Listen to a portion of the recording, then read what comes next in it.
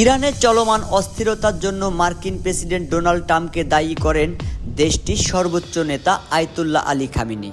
এরপরে ট্রাম্প প্রতি উত্তরে বলেন, ইরানের শাসন ব্যবস্থা পরিবর্তনের সময় এসে গেছে। ট্রাম্পের এমন মন্তব্য কড়া জবাব দিয়েছে তেহরান।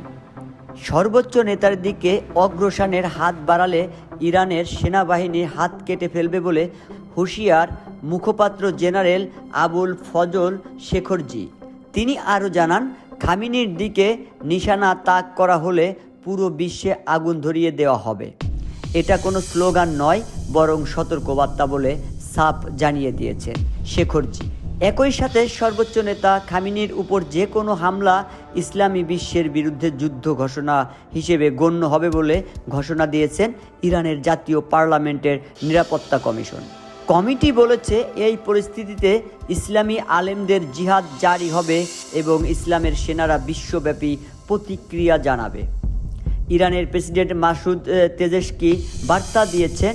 তিনি আরও বলেছেন, ইরানের সর্বোচ্চ নেতার উপর অগ্রসর মানে ইরানি জনগণের বিরুদ্ধে পূর্ণাঙ্গ যুদ্ধ। শফিক সাগর, বিবিসি বাংলা টিভি।